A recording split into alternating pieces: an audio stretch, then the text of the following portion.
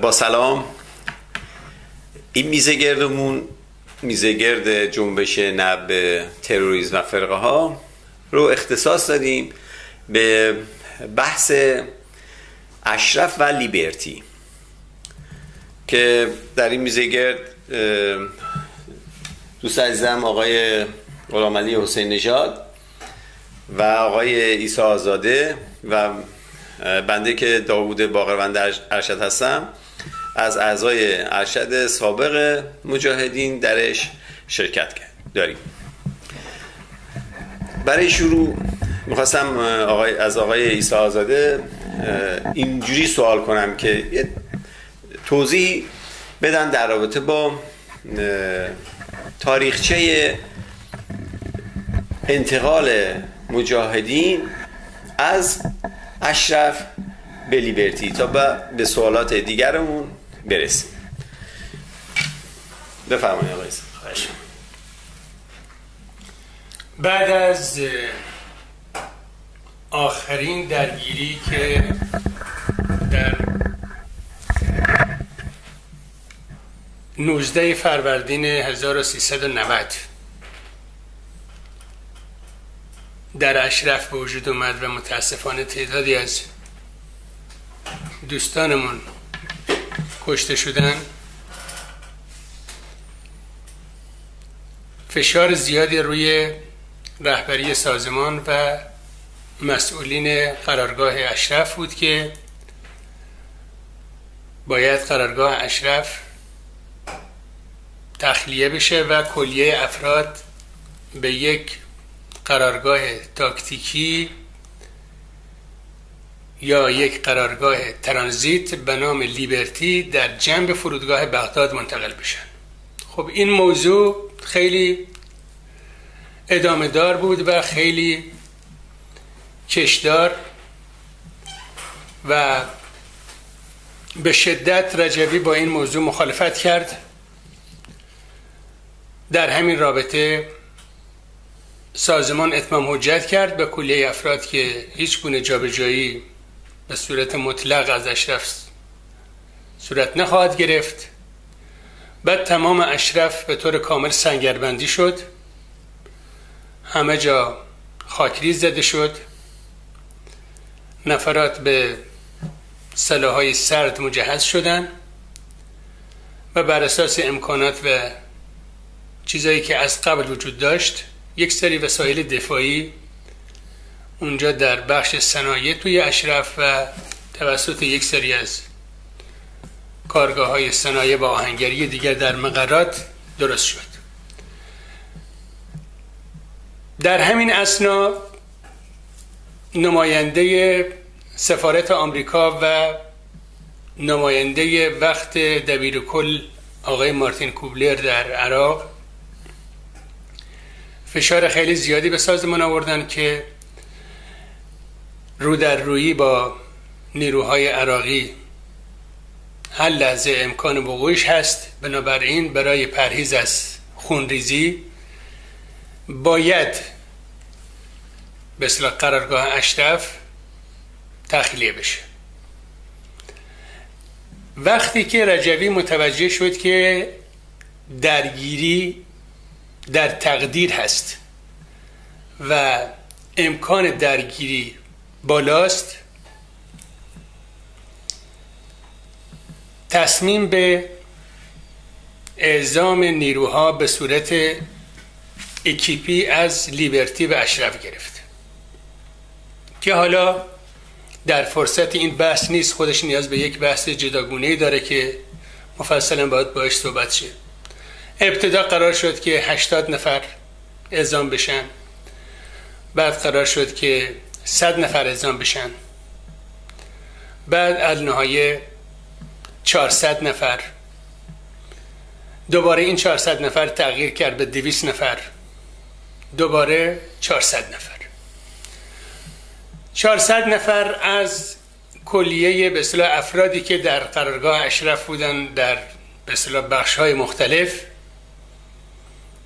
دستچین کردن. یعنی این 400 نفر در برگیرنده یک اشرف کوچک بودن از تمام بخش‌ها، از تمام ستادهای سازمان آدم‌های مختلف بودن که این به اصطلاح دستچین شده بودن و این افراد تحت مسئولیت خانم معصومه ملک محمدی در اسفند 1391 از اشرف و لیبرتی منتقل شدن که ما هم جز اولین اکیپی بودیم که به لیبرتی اومدیم. وارد لیبرتی که شدیم خودش داستانهای خیلی مفصلی داره که انشالله بعداً در فرصتی دیگر و در میزگرد دیگر توضیح میدیم، ولی با خاطر اختلافی که در به اصطلاح تعیین جا بین مسئولین اکیپ ما و نمایندگان دولت عراق وجود داشت، ما 24 ساعت فقط در اتوبوس بودیم. یعنی شب در اتوبوس خوابیدیم، یه صبحم از تا عصر و اون شبم تا صبحش کامل تو اتوبوس که دیگه کامل آره نه اون سرما بود، تو زمستون بود. شب قبلش هم که از ظهر 2 روز قبلش هم که در تدارک و آماده سازی حرکت میکردیم. در واقع ما بسا 72 ساعت این مسافرت ما از اشرف تا لیبرتی طول کشید. النهایه مسئولین عراقی در برابر لجاجت مسئولین سازمان کوتاه اومدن و قرار شد که به اصطلاح محل افراد و تعیین محل توسط خود مسئولین سازمان باشه. لیبرتی یک محلی است، مجموعه ای از کانکس هاست به صورت یک به اصطلاح مقر تاکتیکی و موقتی برای نیروهای آمریکایی بوده که در اون زمان در زمان اشغال عراق تو عراق به اصطلاح مستقر شده بودن که اینا مثلا فرض کن برآوردشون این بود برای 3 تا 5 سال بمونن، ولی مثلا یک جای مثلا فرض کن ساختمانی، یک جایی که مثلا فرض کن اماکن دائمی باشه نیست. بله اونجا به عنوان در واقع کمپ موقت، کمپ ترانزیت، تعداد کانتینر که سازمان به اصطلاح بهشون میگن بنگال، یک منطقه‌ای که کلا همشون کانکس بودن. بعد قرار شد که در داخل هر کانکس که 3 اتاق داشت 6 نفر توش این کانکس ها مستقر بشن، یعنی هر اتاقش 2 نفر.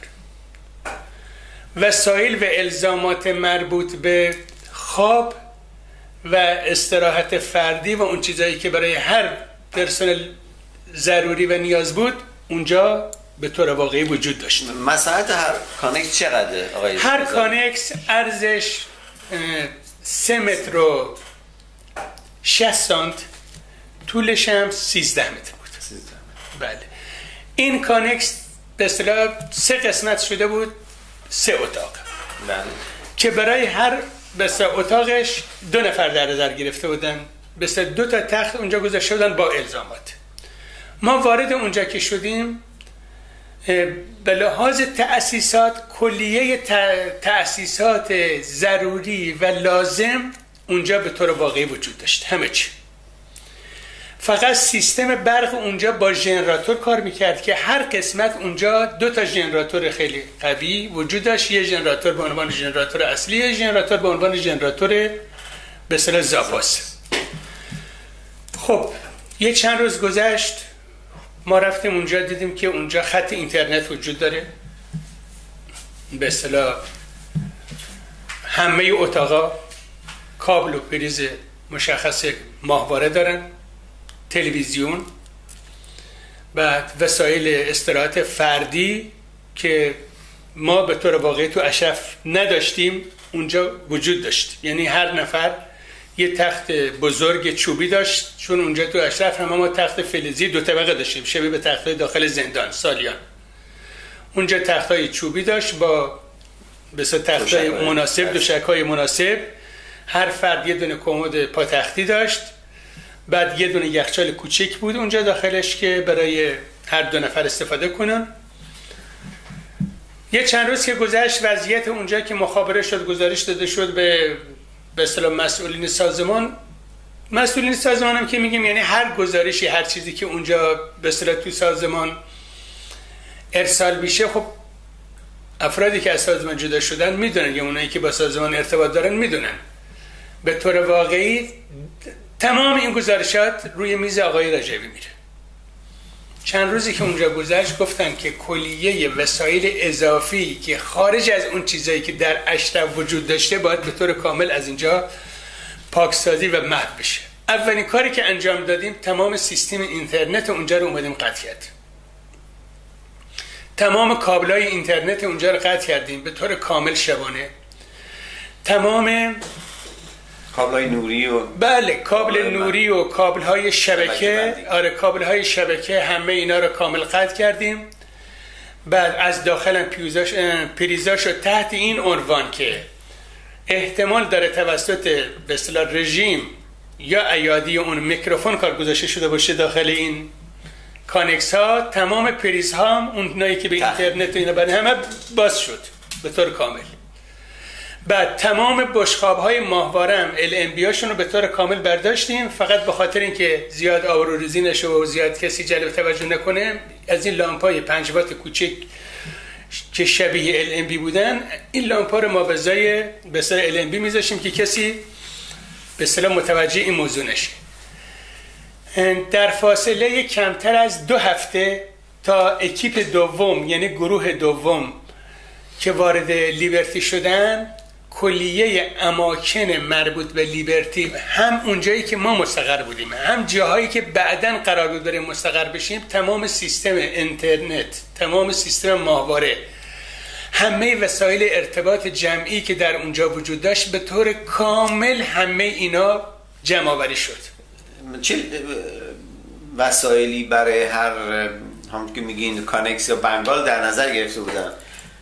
اونجا ما که رفته بودیم تلویزیون داشت، بله. تلفن بود، اونجا خط تلفن وجود داشت. بله. هر کانکس هر اتاقش 2 تا تخت خوشخواب اونجا با کلیه الزامات داشت. هر فرد 1 دونه کمد پاتختی داشت. بله. اونجا زمان آمریکایی‌ها. بله همه وسایلی بود که آمریکایی‌ها استفاده می‌کردن. هر فرد 1 دونه کمد بزرگ داشت واسه لباسش اینا. بله. 1 دونه یخچال داشت. پریز تلویزیون داشت که اگر برق رو وصل می‌کردی می‌زدی به ماهواره وصل می‌شد، یعنی سیستم ماهواره‌اش اونجا سیستماتیک همه اونجا کاب کشی شده بود. یعنی هر چند تا بنگال بشقاب داشتن، بعد همه کابل کشی شده بود، اینترنت کلا کابل کشی شده بود، سیستم اونجا همه سیستم های تأسیساتی در رابطه با ارتباطات، در رابطه با ماهواره به طور کامل اونجا وجود داشت. ما همه اونا رو از بین بردیم. تنها چیزی که اونجا گذاشتیم 1 دونه تخت بود، 1 دونه کمد. کمدهای پاتختی هم برداشتیم، یخچال هم برداشتیم. به اصطلاح حرفم این بود، گفتن آقا جون اینا وسایل و امکاناتی هست که راحت طلبی رو در افراد ایجاد میکنه، یعنی خلاصه به قول اون اصطلاحی که تو سازمان مرسوم میگن خلاصه اینا رنگ بوی بورژوازی داره. چون رنگ بوی بورژوازی داره آدما بیان اینجا یه چند روز که 2 نفر تو این بنگال بخوابن و استراحت کنن دیگه فردا اینا هیچ خدایی رو بنده نیستن.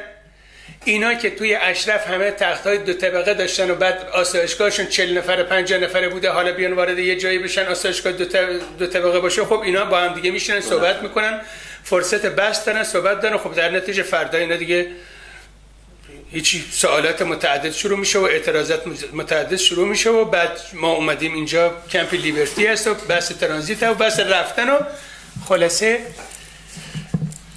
از ترس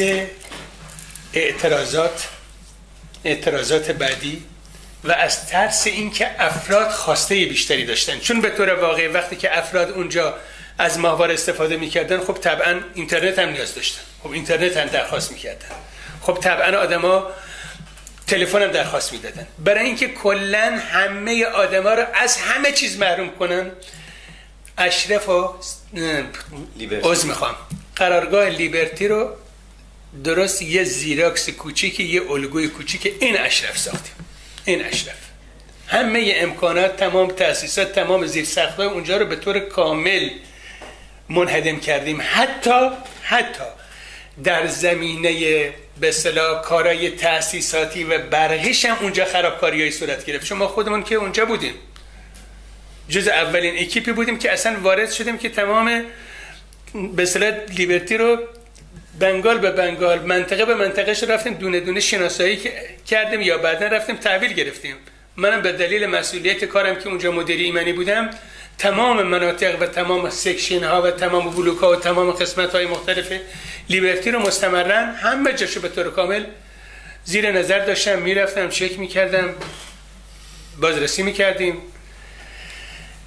خلاصه لیبرتی زمانی که اکیپ دوم وارد شد، دیگه اون لیبرتی که عراقی‌ها به ما تحویل داده بودن، یعنی آمریکایی‌ها به عراقی‌ها تحویل داده بودن، عراقی‌ها به ما تحویل داده بودن، دیگه اون لیبرتی نبود.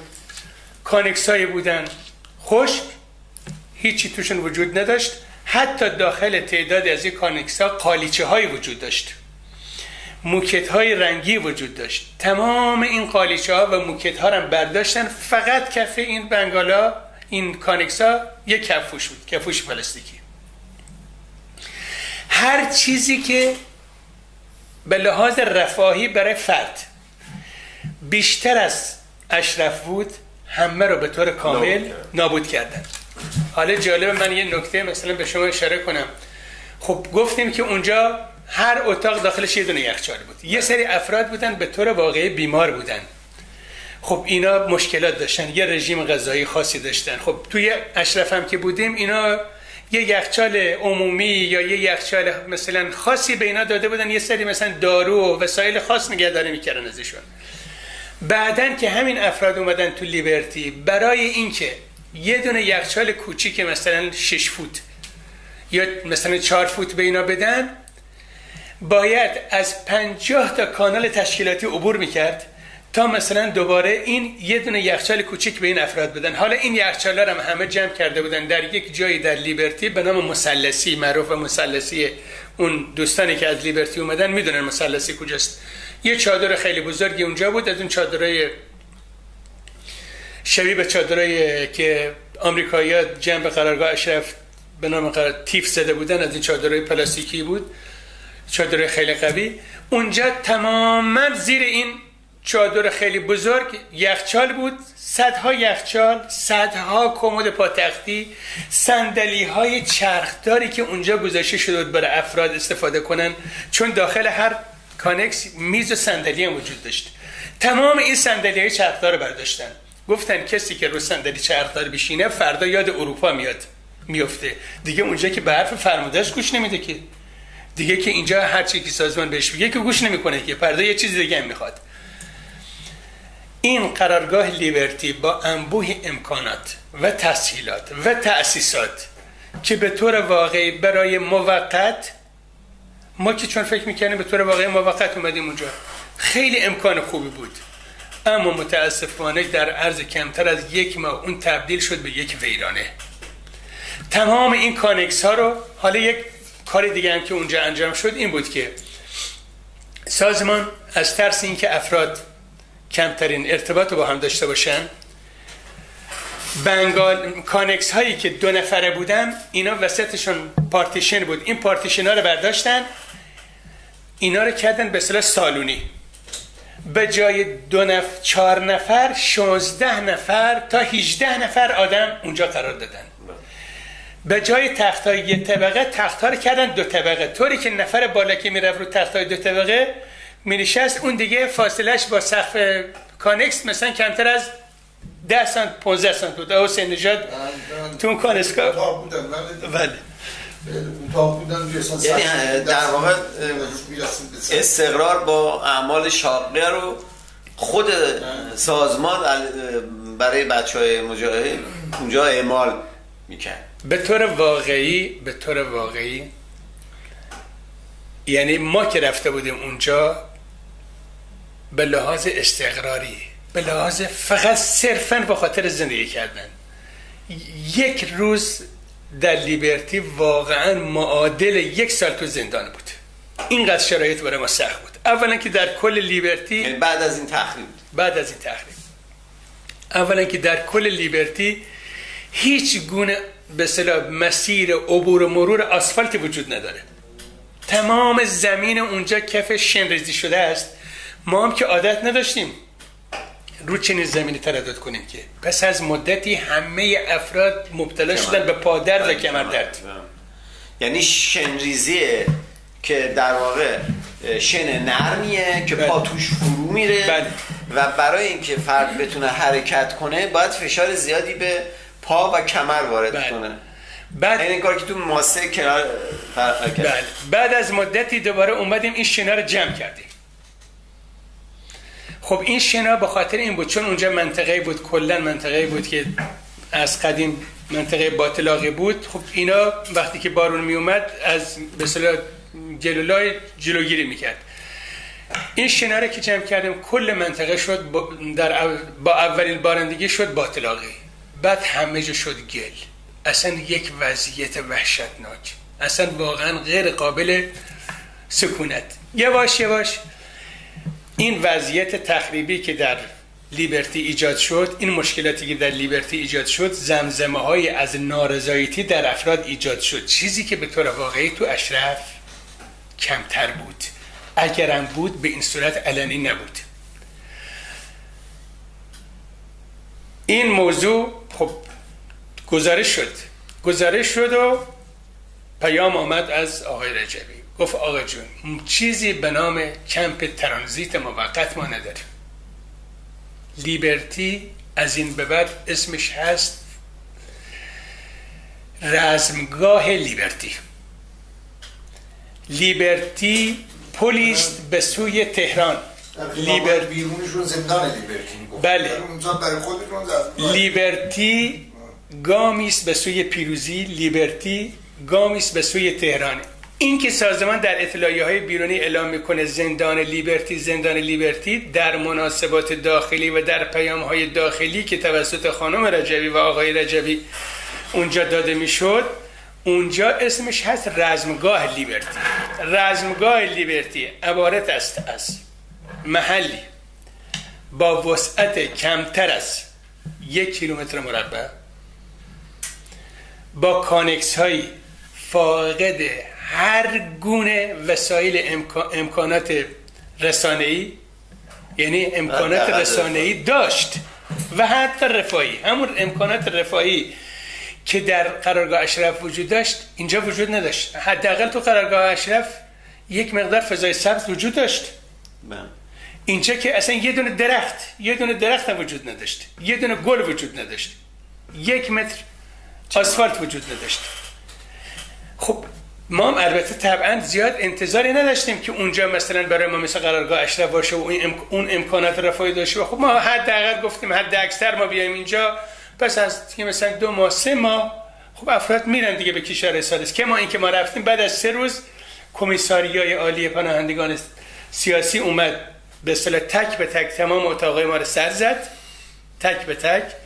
بعد اسامی ما رو اونجا یادداشت کردن، بعد ما رو صدا کردن با همون مصاحبه کردن، گفتن شما الان در لیست افرادی هستید که به اصطلاح توی نوبت خروج قرار میگیرین، منتظریم که کشورهای مطبوع، کشورهای ثالث جواب بدن که شما برین.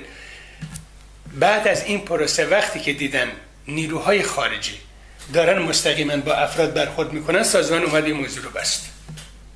گفت آقا جان این افراد زبان نمیدونن، اینا زیاد با مسائل حقوقی و قانونی آشنا نیستن، اینا از طریق وکیل هاشون باشون برخورد کنن. به همین خاطر اومدن مسئولین سازمان رو در لیبرتی به عنوان وکیل اونجا قالب کردن به افراد کمیساریا. هر راندو و هر قراری که برای افراد می اومد، اول باید می اومد دفتر سازمان، همون که به عنوان دفتر حقوقی بود، بعد اونجا توسط مسئولین سازمان چک می شد، بعد اونجا ثبت می شد، بعد توسط مسئولین سازمان می اومد قرار داده می شد برای فرد، این فرد صداش می کردن، توجیهش می کردن، الان داری میری اونجا حواست باشه آقای رجوی گفته اینجا رزمگاست، اینجا گامیست برای پیروزی، بعد اونجا نری یه وقت تحت تاثیر قرار نگیری. اگه بهت گفتن میخوایم برین کشور خارج، اگر گفتن میخوایم برین اروپا، بگین نه ما نمیریم. خب طبعا چون اونجا همه افرادم مستمرن تحت شانتاژ، تحت مخصوصی مستقیم بودیم، خودمون اونجا بودیم. خب دیگه وقتی هم که میرفتیم توی کمیساریا، خب ما تو کمیساریا میترسیدیم به طور واقعی یک نفر از بچه‌ها با من صحبت می‌کرد، میگفتش که ببین فکر کنم این نفراتی که تو کمیساریا هستن تمام گزارش مصاحبه ما رو میدن به سازمان. گفتم خب یعنی چی میدن به سازمان؟ گفت هیچی، هر چی که الان اینجا از من پرسیدن میخوای بری خارج، گفتم نه. گفتن کجا میخوای بمونی؟ گفتم همینجا. گفت ما آوردیم که شما رو از اینجا بفرستیم اروپا. گفتم نه، من نمیخوام اروپا برم، من میخوام همینجا بمونم، همینجا هم بمیرم. این حرفی بود که آقای رجبی زد. بله این حرفی بود که اونجا دیکته شده بود و به طور واقعی این در اذهان افراد القا شده بود که یعنی اگر شما میرین توی کمیساریان فردن که میرین اونجا مصاحبه میکنین، ما تو جریان قرار میگیریم. ما تو جریان همه مسائل به صورت کامل هستیم. که ما این که مثلا سازمان الان هر دروغی که میاد بگه، میگه که به نقل از گزارشاتی که از منابعی که از داخل رژیم، به نقل از منابعی که در درون رژیم، یا به نقل از منابعی که در داخل اینا برای ما گزارش دادن. اونجا هم طوری برای ما وانمود کرده. خب ما هم که به جای دسترسی نداشتیم، نه به اینترنت دسترسی داشتیم، نه به تلفن دسترسی داشتیم، نه به تلویزیون دسترسی داشتیم، نه به رادیو دسترسی داشتیم. خب میگفتیم حتما تمام این مسائلی که اینا صحبت میکنن این واقعیت، درست همین چیزایی که اینا هست. یعنی حتما کمیساریا یه نسخه از مصاحبه ما رو به اینا میاره میده. بنابراین ما هر کدوم که رفتیم اونجا مصاحبه کردیم، کمیساریا از ما میپرسید آقا ما شما رو آوردیم اینجا تعیین تکلیف کنیم بفرستیمتون اروپا، آیا حاضرید برید؟ میگفتیم نه ما حاضر نیستیم، ما نمیخوایم بریم. چرا؟ به دلیل فشارهایی که سازمان به لحاظ تشکیلاتی رو ما آورده بود. سازمان در یه پروسه در زمان دیکتاتوری صدام، البته چند دوره، آخرین دورش که قبل از سرنگونی صدام حسین بود، در یک قرارگاه به نام قرارگاه باقرزاده، اونجا نشست‌های چند هزار نفره برای افراد برگزار میشد که واقعا ما دوباره از ترس تکرار اون نشست‌ها، از ترس اون به اصطلاح کشتن شخصیت و جوهره انسانی در تک تک افراد، اون چیزایی که ما اونجا دیده بودیم، طبعا دیگه همه اون چیزایی هم که با خاطرش اومده بودیم، همه اون مسائلی هم که واقعا دنبالش بودیم، مجبور بودیم منکر بشیم. که ما این که همین الان هم همینطوره. مثلا خانواده رو میارن اونجا، فردن باش برخورد میکنن، میگن حاضری پدرتو ببینی؟ میگه نه. حاضری خواهرتو ببینی؟ میگه نه. بعد خب این فردی که الان داره باش مصاحبه میکنه میاد میگه خب این خانم نمیخواد شما رو ببینه، این آقا نمیخواد شما رو ببینه. ولی واقعیت این نیست. واقعیت مغزشویی فرقه است. من خودم اونجا در مصاحبه با کمیساریا، مصاحبه من الان هست، از من پرسیدن آقای فلانی شما آیا حاضرید بری کشور حاضرید بری اروپا؟ گفتم نه خیر، من نمیخوام برم. چرا اومدی؟ گفتم هیچی، رهبری سازمان ما گفت بیا اینجا، ما اومدیم اینجا. تو از خودت اراده میگه نداره؟ گفتیم ما اراده هر چی که سازمان بگه ما انجام میدیم. این آقای ارشد خلاصه و مختصری بود از وضعیت لیبرتی که ما اومده بودیم برای 3 ماه، بعد تبدیل شد به رزگاه، بعد تبدیل شد به پلی به نام پیروزی و الان متاسفانه بیش از 2000 نفر از دوستان ما در وضعیت بسیار ناهنجاری، حتی به لحاظ حداقل‌های زندگی، الان دارن در لیبرتی زندگی میکنن، دارن در لیبرتی باز به طور واقعی در بدترین زندان و شکنجه هستن، چون در هیچ کجای دنیا، حداقل در این عصر، هیچ زندانی بدون ارتباط وجود نداره. همه زندانی‌ها ارتباط دارن الا افرادی که الان در لیبرتی هستن. افرادی که در لیبرتی هستن حتی حداقل‌های ارتباطی ایمیلی، ارتباطهای مجازی هم حتی ندارن. مطلق دیگه. در واقع همه تو سلول انفرادی هن. چرا؟ چون حتی با هم نمیتونن صحبت کنن. بگه مجاهدین میتونن حتی توی لیبرتی 2 نفری 3 نفری بشینن با هم گپ بزنن. مطلق به هیچ عنوان. اصلا اونجا چنین چیزی، اگر 2 نفر یا 3 نفر اونجاست، 2 نفر یا 3 نفر مجاهدی که مجاهدی که تو لیبرتی بیش از 25 سال تو سازمان بودن، اگه 3 نفر با هم صحبت کنن بلا فاصله میان میگن که شما شعبه وزارت اطلاعات هستین، شما شعبه سپاه پاسداران هستین. حالا 3 نفر با هم نشستن صحبت کنن، خب صحبتشون راجع به چیه؟ خب معمولا خب چه خبر از دیگران، چه خبر دارین؟ فرض کنید یک کسی مخفیانه یه رادیو یه جایی مثلا جاسازی کرده، خب امروز اخبار چی بود؟ صدای آمریکا چی گفت؟ اون یکی اخبار چی گفت؟ رادیو فرانسه چی گفت؟ فلان روزنامه چی؟ خب 4 تا اخباری که از رادیو شنیدن به هم دیگه رد و بدل میکنن، از اونجایی که سازمان همه اطلاعات رو بسته به صورت یک طرفه اطلاعات مهندسی شده به خورد افراد میده، از ترس این که دروغاش برملا نشه اونجا میترسه این که آدم ها با هم ارتباط داشته باشن. این که میگیم ارتباط در سازمان ممنوعه، هر گونه ارتباطی طرف اونجا هست سال به سال دخترشو نمیبینه، سال به سال برادرشو نمیبینه، مادر سال به سال اونجا پسرشو نمیبینه، دخترشو نمیبینه، هر گونه ارتباطی توی سازمان اونجا ممنوعه، از ارتباط فیزیکی پدر با پسر با دختر تا ارتباط تلفنی تا ارتباط اینترنتی تا هر گونه تا هر چیزی دیگه و اخیراً ملاقات. خانواده ها میان اونجا با هزار مشقات و بدبختی، بعد میگن این همه مزدوران وزارت اطلاعاتن. خانواده ای که با تمام امید زندگی و همه چیز، تمام سرمایه‌اش که بچه‌ش بوده داده در راه سازمان، بعد الان میاد اینجا مورد بدترین حتاکی‌ها و فحاشی‌ها قرار میگیره که بیا اینها همه مزدوران وزارت اطلاعات هستن.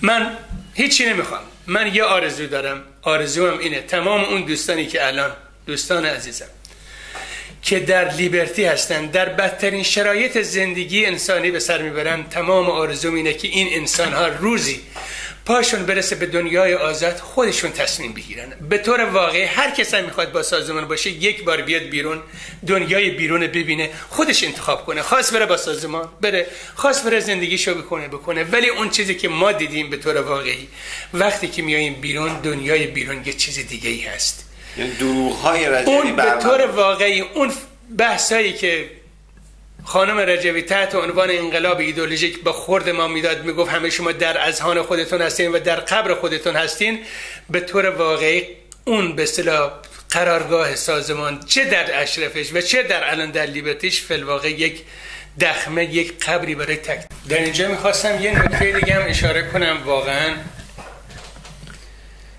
الان که من در دنیای آزاد هستم و خودم قدرت انتخاب دارم، خیلی متاسفم برای دوستانم و وضعیتی که الان توی لیبرتی دارن. توی لیبرتی یکی از مشکلاتی که باعث فرسودگی شدید نفرات شد و خیلی از بیماری‌های نفرات عود کرد به دلیل کارهای فوق‌العاده سنگین و یدی بود که اونجا افراد انجام میدادن. یعنی بیگاری. به طور واقعی زمانی که بچه‌ها اونجا داشتن کار میکردن، اون یه سرود معروفی تو سازمان هست به نام زحمتکشان، اون دوران بردهداری و اسپارتاکوس نشون میده. خدا شاهده آدما موقع مثلا جابجایی بارها و کارها این سرود میخوندن، همه میگفتن درست برگشتیم به دوران بردهداری. اونجا تمام کارها توسط دست انجام میشد. مثلا ساختن یک زمین مثلا ورزشی، مثلا به ابعاد مثلا فرض کنید به عرض مثلا 15 متر به طول 30 متر، یه زمین مثلا کوچیکی که برای بازی میخواستن بچه‌ها انتخاب کنن، به دلیل وضعیت خاصی که اون زمین داشت، افراد باید 1 متر خاک برداری میکردن اونجا. بعد که خاک برداری میکردن باید میرفتن یه جای دیگه گودال میکندن، مثلا خندق میکندن، خندقای مثلا فرض کن به ابعاد مثلا 2 متر در 10 متر. خاک اونجا رو در می آوردن، چون خاکش به اصطلاح حالت نمور و گلی بود، یه جا خشکش میکردن. بعد این خاک رو می اومدن رو اون به اصطلاح زمینی که رو شن و ماسه و سبیس و سنگ و اینا بود، اینا رو جمع کرده بودن، این خاک رو میریختن. بعد شروع میکردن با وسایل ابتدایی مثلا مانند بلوک شروع میکردن با دست این به اصطلاح خاک‌ها رو کوبیدن، کمپکت کردن و کوبیدن برای اینکه یه مقدار به اصطلاح سفت بشه، شروع کنن مثلا برای بازی کردن.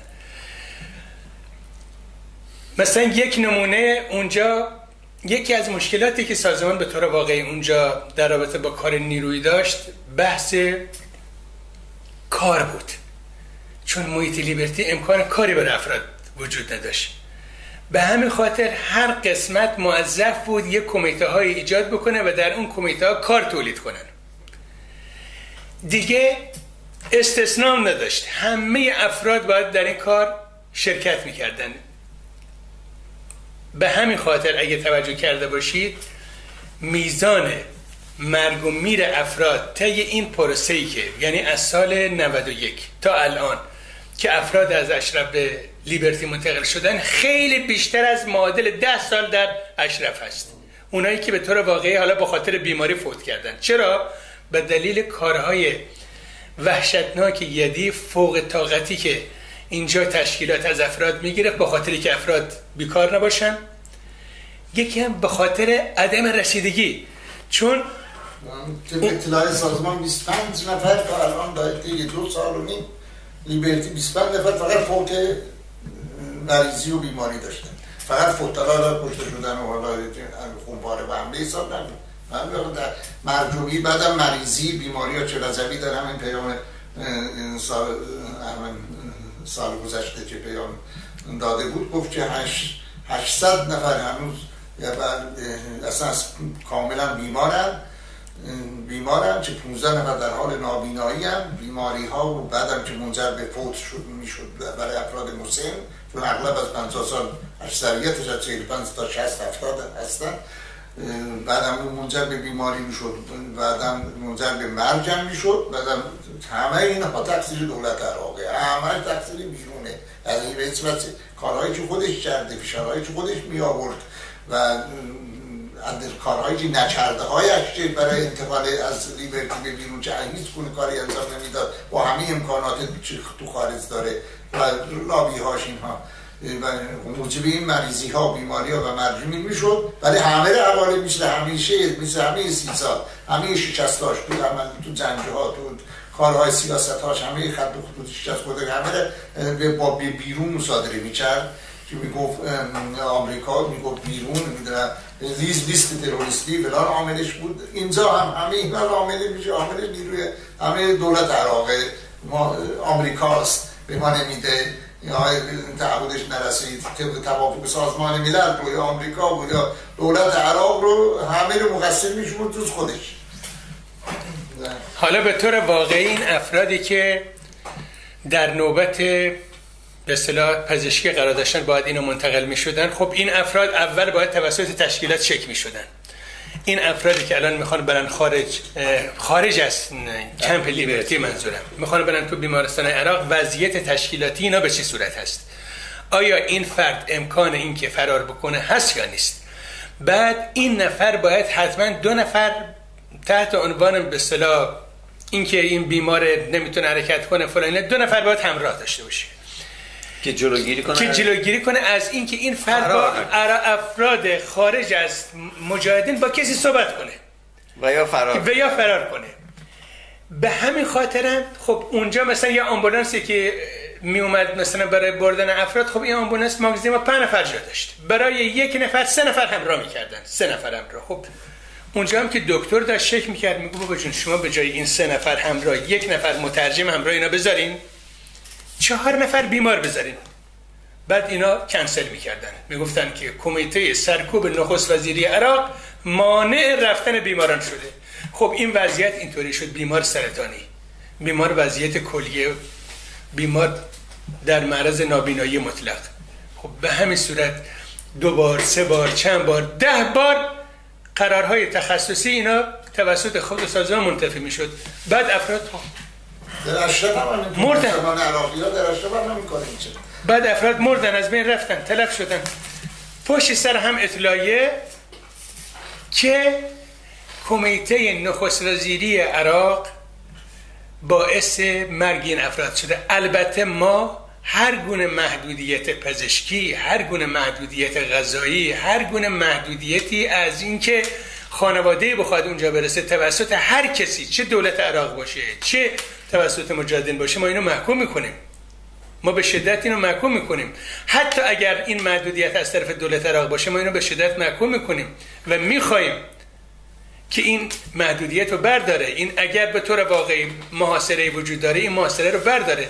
اما من که تا 1 سال قبل خودم شاهد بودم، اون عامل اصلی کنسل شدن و از بین رفتن و منتفی شدن این قرارهای تخصصی افراد خود سازمان بوده. بله، یعنی سازمان ترجیح میداد که فرد مجاهد بیمار از بیماریش، در اثر بیماریش بمیره، ولی حتی با 1% احتمال این که این ممکنه اگر بدون محافظ به چند محافظ فرار بکنه، ترجیح میداد این بمیره، ولی این با این احتمال این نره به سر قرار پزشکی. دقیقاً.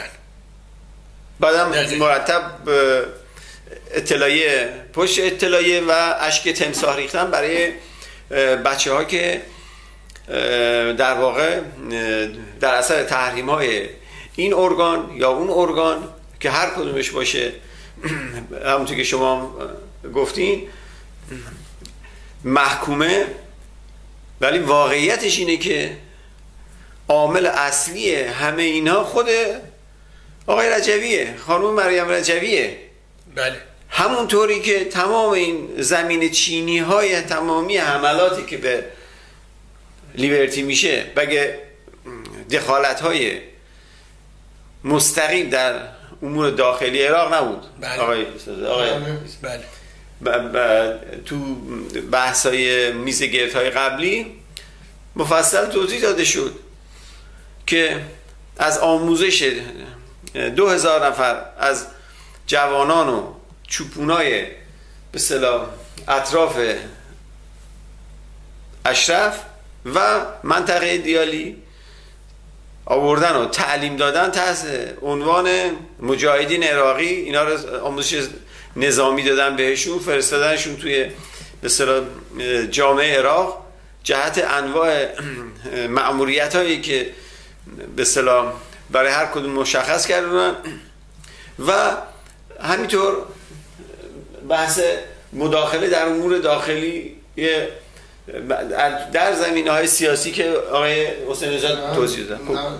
زمینه رو درست کردن اینها برای همین نارضایتی در داخل دولت عراق و خب اینها بعضی محافل رو، بعضی جریان‌های افراطی رو، جریان‌های تند رو، ارتجاعی، انواع اقسام اینها رو تحریک می‌کرد علیه سازمان همین دخالت‌ها.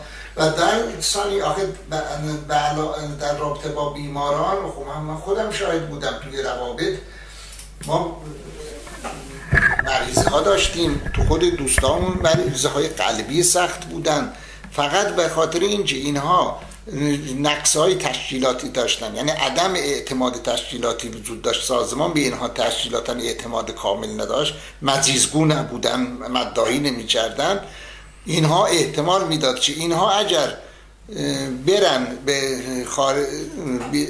به پیش دکتر عراقی، حتی بیمارستانی که بعداً عراقی ها تو بیمارستان داخل رو ظاهراً تعطیل کردن، بعد گفتن که باید دکتر بیمارستان خود عراقی ها باشه، که بیمارستان نزدیک اشرف، تقریباً بیرون اشرف شد اونجا، حتی به عنوان بیمارستان عراقی هاش اسمش رو داشتن بیمارستان عراق جدید، اینا اسمش در اشرف بیمارستان مسلحی بود.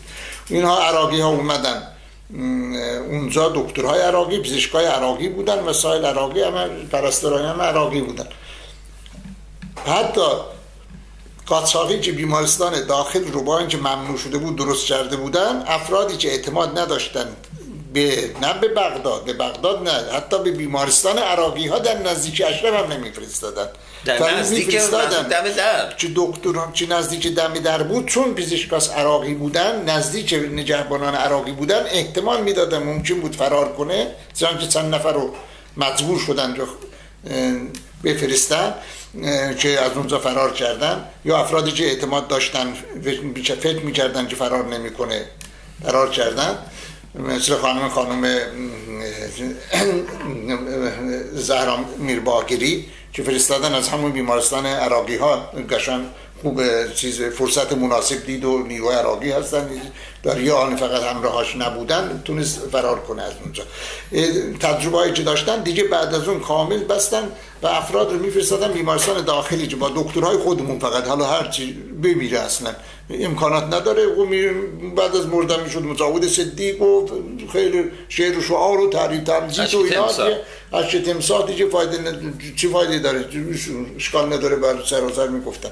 ولی میترسن اونجا بفرستن، مخصوصا از روابط بچه‌های ما که عربی بلد بودن و بهشون اعتماد نداشتن، امثال من و چند تا از دوستامون بودن اونجا حتی بیماری قلبی داشتن نمیفرستادن، حتی بیماری عراقی، چون میتونستن حرف بزنن با عراقی ها، یا ببرن یا از اونجا در برن یا اوضاع اونجا رو بجن که بی‌رسیدگی کنن یا کارهای سرکوبایی که بود اونجا و یا بتونن فرار کنن. ولی به عراق میگفت آقا بیمارستان های بغداد که میفرستین ضوابط من اینه. خب آقا ضوابط یک دولت اینه، آقا اینه باید تنها با افراد خودمون مترجم داریم. گفتم باش مترجم خودمون داریم. خب دولت عراق اعتماد داریم، میبریم معالجه میکنیم برمیگردونیم. شما ضوابطشون اینه شما باید مثلا فرض کنید یک همراه باشه یا 2 همراه باشه یا نباشه، ضوابطشون دولت رو باید مراعات کنی تا این زنده بمونه. میرفت معالجه میشد. تو چی ضوابط مراعات نمیکنی؟ میخوای 5 نفر با 1 نفر همراه بکنی، اونم قبول نمیکنه، بعد مریض میمیره یا بدتر میشه، بعد میگم دولت عراق ببین موجب شد باعث شد که این بمیره. خب تو باید ضوابط اون رو مراعات کنی که اگه میخوای زنده بمونی، میخوای معالجه بشی. ولی چطور؟ من خودم شاهد بودم مسئولین بالای تو روابط کاملا اعتماد داشتن، بدون هیچ همراهی با خود عراقی ها فرستادن بیمارستان عراقی، معالجه شد، قلبش عمل کردن، برچش بدون هیچ زبطان عراقی. عباس صنوبری چون از فرماندهان و مسئولین بالا بود، از بچهای قدیمی سازمان و کاملا بهش اعتماد داشتن که اهل جدا نشد، اهل جدا شدن نیست، وفادار به رجوی، بدون هیچ با مراعات کامل ضوابط عراقی ها، بدون هیچ همراهی خودشو با نیروی عراقی زدن بغداد عمل کردن، قلبش اومد. ولی در رابطه با بقیه اصرار داشتن که باید 5 نفر همراهش باشه، هم به عنوان مترجم، هم به عنوان همراه، به عنوان عراقی. گفتم چه خبره؟ ما خودمون میبریم میاریم. اینی که بعد میمرد میگفتن کلیشون مردن، چه بعد مجاهد صدیق شد، نبردن چون اعتماد نداشتن بهشون. یعنی حرف رجوی به مجاهدین این بود، بله، یا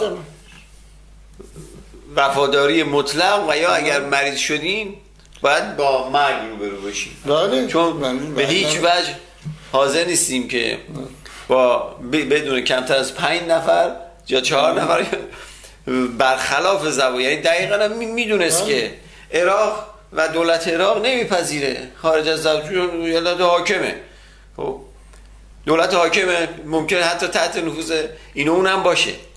بنابراین این رجوی میدونست که اونا که از ضوابطشون کوتاه نمیان، بنابراین چه بهتر مجاهدی که مخالفه، مجاهدی که معترضه، همون بهتر که در اثر بیماریش بمیره، گناهش هم ما میندازیم گردن دیگری. تبلیغات هم میکنیم و یه چی هم مسئله این که آخه امکانات دولت الان مثلا همین یکی از دوستانمون که همین الان چند هفته پیش فوت کرد، تو بیمارستان عراقی بغداد فوت کرد، خودش هم اعلام کرد بیمارستان عراقی بغداد فوت کرده، آقای بر اثر محاصره. بابا خب برده دیگه، حالا از افراد مورد اعتمادش بوده یا به هر حال ضوابط مراعات کردن، چند نفر یا قبول کرده عراق به خاطر اینکه این نمیره با چند نفر بره همراه کردن بغداد. خب لقد اون بیمارستان بغداد فوت کرده، بازم میگه که عاملش عراق شد، محاصره پزشکی. آخه محاصره پزشکی چی جوری تو بغداد بردن بیمارستان عراق محاصره، بازم تقصیر دولت عراقه. آخه دولت عراقی چی برای مردم خودش، آخه دولت اروپا نیست، آمریکا نیست که توی عراق روزی اولا صدها نفر بر انفجار و ناامنی میمیرن، چه میگه بعد هم غیر از این بیماری های خود درمان و بیماری که تو عراق محاصره شده، دوچار جنگ داخلی و ارج و مرج و دولت ناتوان تازه از تشکیل شده، این با امکاناتی چه داره، خب همین امکانات برای مردمش داره، همون گذاشته. هم تو خود لیبرتی بیمارستان درست کرده، خود عراقی ها هم میبرنش بغداد، خودش هم خود سازمان هم اعلام میکنه. خب از دولت عراق چطور مردمش میمیرن؟ خود مردمش بچه نمیمیرن تو بیمارستان ها از بی‌دوایی بی‌دارویی، تو خود عراق هم هست. حالا یه نفر مجاهدی مرده فوت کرده بیمارستان عراق، میگه عامل یا تو یا توی آلبانی، حتی تو آلبانی هم که از اونجا رفتن تو آلبانی مردن، که تا حالا حدود 10 نفر اینا از این 10 نفرش تو آلبانی فوت کردن، چون اونم میگه فوت کرده های لیبرتی هست، به خاطر اینکه دولت عراق اینا رو محاصره کرده، لیبرتی دارو نداده، نتونستیم ببرن بیمارستان، اونجا فوت کرد. اونجا فوت کرد. یکی هم که اصلا اونجا یعقوب اومد اینجا در فرانسه فوت کرد. خب اینا در اصل فشارها و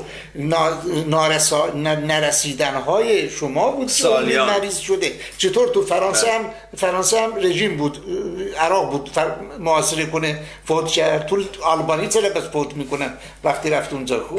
اونجا میتونه خارج بیاره چه نمیاره. اونجا هم که میگه اونجا هم بیمارستان داره، خب میگه اونجا بیمارستان فوت میکنه. بله البته ما هر گونه محدودیت پزشکی و یا همونطوری که آقای آزادم گفت هر گونه محدودیت صنفی پزشکی رو محکوم میکنه از طرف هر کس که باشه، ولی بحث اصلی اینه که این سرنوشتی که الان مجاهدین پیدا کردن در لیبرتی عامل و باعثش کیه؟ آقای رجبی عامل بیماری، بله. مسئله بیماری چیه؟ گذشته از این که تمام بیماری ها ناشی از فشارهای طاقت فرسای شرایط بسیار سخت عراق و فشارهای تشکیلاتی فوق طاقت انسانی که 100,000 بار بدتر از فشارهای آب و هوایی، یعنی آب و هوای بسیار بد روی انسان تأثیر مخرب داره. آقای بردیات در عامل شما این سیاست‌های شماست که مجاهدین رو در به قول خود در زندان لیبرتی به یه همچین وضعیت رقتباری رسونده. ولی این دوستمون بردیار که در عید سال 92 که آقای آزاده شاهد بودن، اون موقع که اونجا داخل لیبرتی بودن، ولی ما هنوز اشرف بودیم، ما هنوز نرفته بودیم لیبرتی، شما بودن اینا سری سوم بودن رفتن. بعد از شما رفتن. اسمشون چی بود؟ بردیا مستوفیان. بردیا مستوفیان.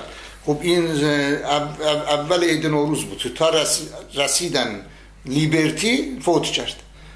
همون چیز رفته نماز صبح بخونه سجده شد فوت شد. زبانم بود، تحصیل کرده خارج بود، رفته بود حدود 40 سالش اینقدر میشد، 42-43 سالش میشد.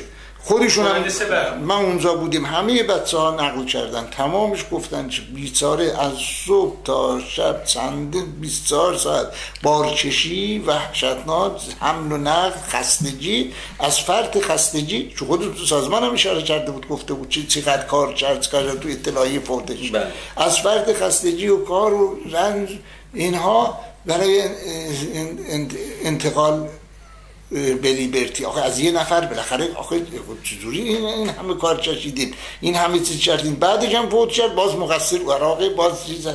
بله آقای رجبی که در طی از سال 57 که از زندان اومده بیرون تا به حال بگه مسئولیت چیزی رو پذیرفته که این مسئولیت اینو بپذیره، این همه سیاست‌های شکست خورده یکی پس از دیگری، از 30 خرداد، از 5 مهر، فشار جسمی نیست، همین بردیار 100% بارها تو نشسته ها، همون دوره انتقال، دوره آماده باش، هم نشسته های فوش و دیج و به اسم دیج و چه بعداً دیدن اسمش شنزه است، دیج از کردن زانبی، نشسته زانبی، همون فوش و حاشیه‌ها در حین کار آدم خسته کوفته این همه داره بارکشی میکنه، زحمت می‌کشه، بیار تو نشست بزنی فوش فلان کارو چرا نکردی، اونو چرا نکردی، تو فلانی، تو اصلا خارج بودی، تو اصلا هنوز هم صاحب بود.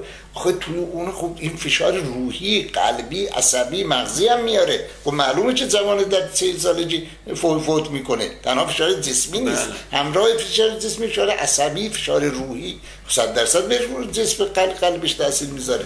همه بچه‌هایی که فوت کردن یا مغز، تومور مغزی، یا فشار یا سکته مغزی، یا سکته قلبی، یا سکته 100% اینا علاوه بر فشارهای جسمی، فشارهای روحی نشسته ها هر روز باید از تو فاکت بنویسه. کوچکترین تصور جنسی، تصور انتقادی به کل رهبری سازمان، تردیدها، تناقض‌ها باید بگه خدا چی از صبح تشفت، بعدم بیاد فوش و بعد بیرا و بعد از این همه کارها به جای تمجید تشویق، به جای تشکر میاد میبینه فوش میشنه. بخو این چیه داغون میکنه انسان رو. بعد همینا هم تو اشرف هم تو لیبرتی فراغون. با این وضعیت که الان آقای رجوی مدعیه که خب ما محاصره پزشکی هستیم، محاصره اقتصادی هستیم، محاصره غذایی هستیم، محاصره سوخت هستیم، نه بنزین میذارن وارد شه، نه مواد غذایی به سختی وارد میشه، نمیدونن بیمارامون خب نمیذارن وارد بیمارستان. خب خیلی راحت از اولش هم قرار نبود که ما بیایم لیبرتی، اونجا لیبرتی رو بکنید رزمگاه پل پیروزی به سوی تهران. کدوم پل پیروزی، کدوم تهران، کدوم حاکمیت؟ در زمانی که صدام حسین حکومت داشت در عراق، در زمانی که صدام حسین 8 سال با ایران می جنگید که ارتش آزادی بخش و توپ و تانک داشتی، اون زمان بزرگترین فتنت همون بود که رفتی 1400 تا جوانای مملکت رو نابود کردی، از بین رفتی. الان در یه حاکمیت شیعه‌ای که 100% جزء بلوک ایران هست، در همچین وضعیتی افراد نگه داشتن در یک کمپ موقت، در یک کمپ موقتی که سربازخونه آمریکایی ها بوده، بعد در یک وضعیت وحشتناک زیر فشار، در یک محیطی که مثلا فرض کنید فاصله 2 مقر از هم 10 متر هست، اینایی که تو این مقر هستن مجاز نیستن برن تو اون 10 متری اونور. یعنی زندان در زندان، زندان در زندان، فشار در فشار. بعد همه مسائل و مشکلاتی هم که سازمان طی این سالیان داشته بر اساس گفته شخص خانم رجوی و بر اساس گفته تمام مسئولین سازمان، همه افراد مقصرن چرا رژیم ایران سرنگون نشده، همه افراد مقصرن چرا آقای رجوی در فلان عملیات شکست خورده، همه افراد مقصرن چرا آمریکایی‌ها اومدن عراق اشغال کردن، همه افراد مقصرن چرا نیروهای عراقی اومدن درگیر شدن. تنها یک نفر مقصر نیست، یک نفر اشتباه نکرده، یک نفر مبراست، یک نفر معصومه، اونم آقای رجوی است. همینطوری که شما گفتین واقعا من خودم اینو یادداشت کرده بودم بگم. در طول این سالیان از سال 57 تا به الان سال 94 آیا به طور واقعی 4 تا دونه انتقاد، 4 تا دونه اشتباه آقای رجوی تو انجام ندادی؟ 4 تا، اصلا یه دونه در تمام این مدت یه دونه از اون اشتباهات تو بگو، یه دونه فقط. تو چه رهبری هستی؟ تو چه مسئول اپوزیسیونی هستی؟